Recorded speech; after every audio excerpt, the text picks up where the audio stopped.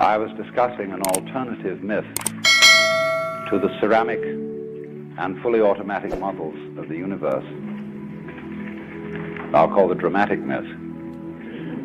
The idea that life as we experience it's a big act, and that behind this big act is the player.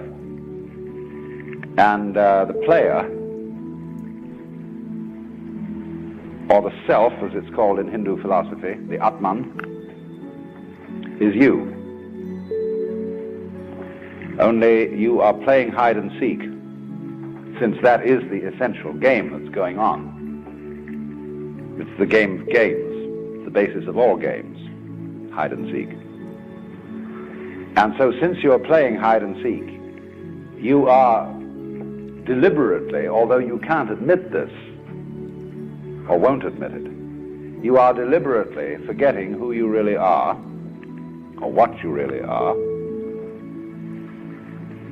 and the knowledge that your essential self is the foundation of the universe, the ground of being, as Tillich calls it, is something you have as what the Germans call a Hintergedanke.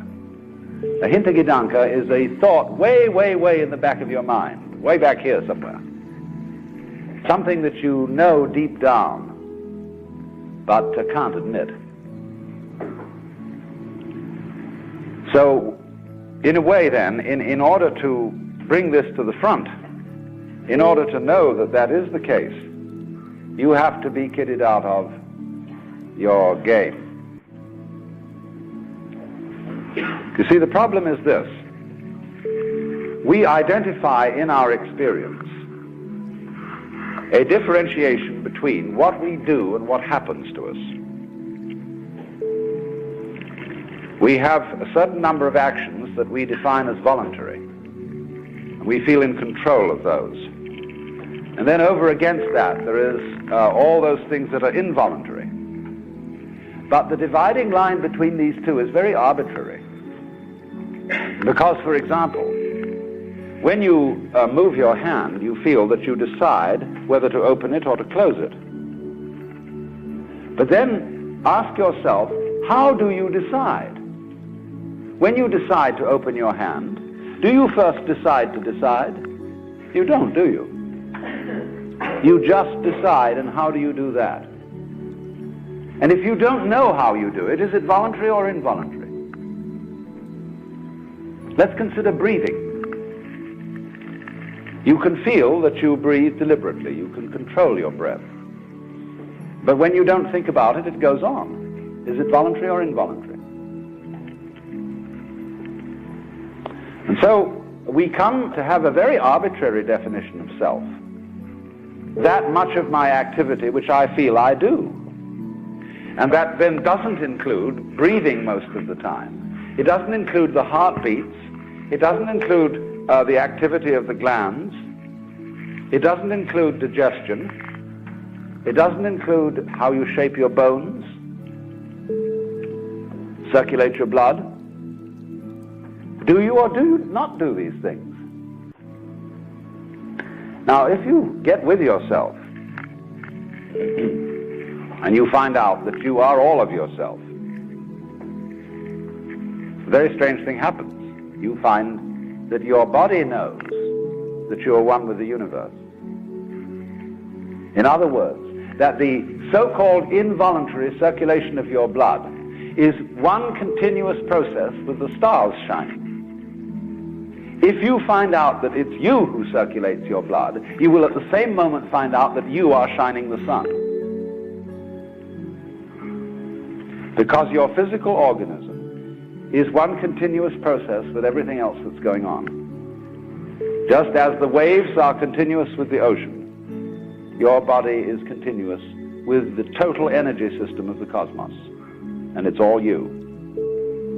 Only you're playing the game that you're only this bit of it. But as I tried to explain, there are in physical reality no such things as separate events. So then, remember also when I tried to work towards a definition of omnipotence.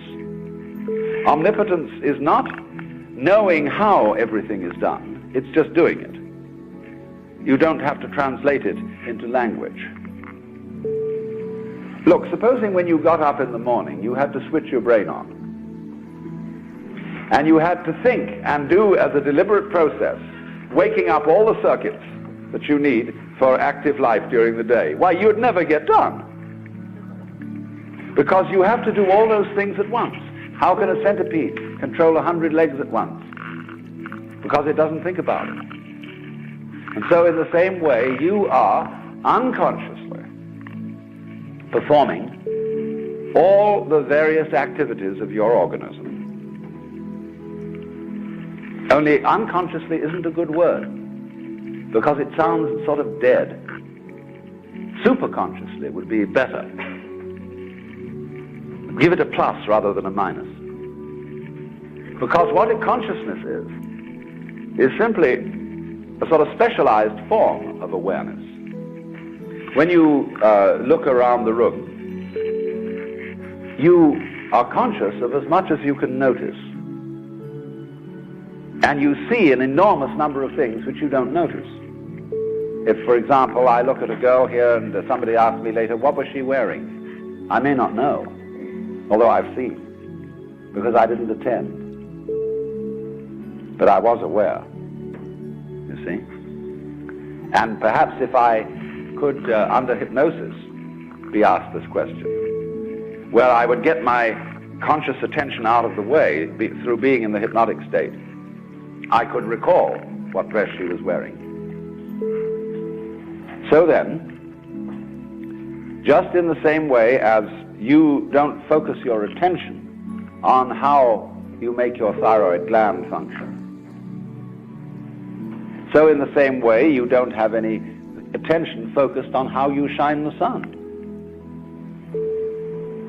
So then, let me connect this with the problem of birth and death, which puzzles people enormously, of course. Because in order to understand what the self is, you have to remember that it doesn't need to remember anything. Just like you don't need to know how you work your thyroid gland.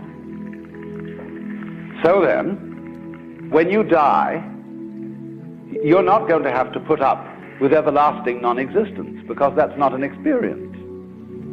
A lot of people are afraid that when they die, they're going to be locked up in a dark room forever. And sort of undergo that. But one of the most interesting things in the world, this is a yoga, this is a way of realization. Try and imagine what it will be like to go to sleep and never wake up.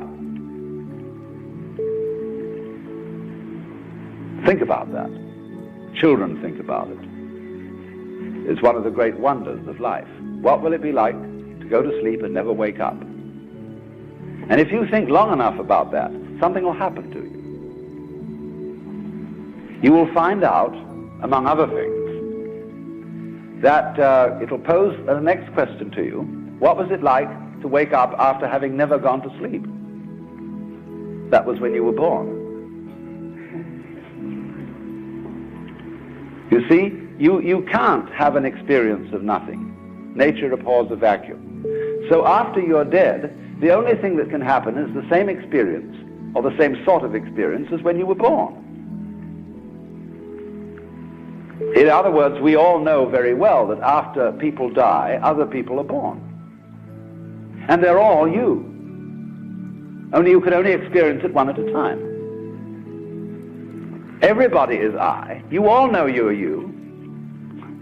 And wheresoever beings exist throughout all galaxies, it doesn't make any difference. You are all of them. And when they come into being, that's you coming into being. You know that very well. Only you don't have to remember the past. In the same way, you don't have to think about how you work your thyroid gland or whatever else it is in your organism. You don't have to know how to shine the sun. You just do it. Like you breathe. Doesn't it really astonish you that you are this fantastically complex thing? And that you're doing all of this and you never had any education in how to do it? You never learned, but you're this miracle? Well, the point is that from a strictly physical, scientific standpoint, this organism is a continuous energy with everything else that's going on. And if I am my foot, I am the sun. Only we've got this little partial view. We've got the idea that, no, I'm just something in this body, the ego. That's a joke. The ego is nothing other than the focus of conscious attention. It's like a radar on a ship. The radar on a ship is a troubleshooter. Is there anything in the way? And conscious attention is a designed function of the brain to scan the environment, like a radar does, and note for any trouble-making changes. But if you identify yourself with your troubleshooter, then naturally you define yourself as being in a perpetual state of anxiety. And the moment we cease to identify with the ego and become aware that we are the whole organism, you realize that as the first thing how harmonious it all is. Because your organism is a miracle of harmony. All this thing functioning together. Even those corpuscles and creatures that are fighting each other in the bloodstream and eating each other up. If they weren't doing that, you wouldn't be healthy. So what is discord at one level of your being is harmony at a higher level. And you begin to realize that, and you begin to be aware too that the discords of your life and the discords of people's life, which are a fight at one level, at a higher level of the universe, are healthy and harmonious. And you suddenly realize that everything that you are and do is at that level as magnificent and as free of any blemish as the patterns in waves, the markings in marble, the way a cat moves, and that this world is really okay and can't be anything else, because otherwise it couldn't exist. But the reality underneath physical existence, or which really is physical existence, because in my philosophy there's no difference between the physical and the spiritual. These are absolutely out-of-date categories. It's all process. It isn't stuff on the one hand and form on the other. It is pattern. Life is pattern. It is a dance of energy. So I will never invoke spooky knowledge. That is to say that I've had a private revelation or that I have sensory vibrations going on a plane which you don't have. Everything is standing right out in the open. It's just a question of how you look at it. So you do discover, when you realize this, the most extraordinary thing to me that I never cease to be flabbergasted at whenever it happens to me. Some people will use a symbolism of the relationship of God to the universe, wherein God is, say, brilliant light, only somehow veiled, hiding underneath all these forms that you see as you look around you. So far, so good. But the truth is funnier than that. It is that you are looking right at the brilliant light now. That the experience you are having, which you call ordinary everyday consciousness, pretending you're not it, that experience is exactly the same thing as it. There's no difference at all. And when you find that out, you laugh yourself silly. That's the great discovery.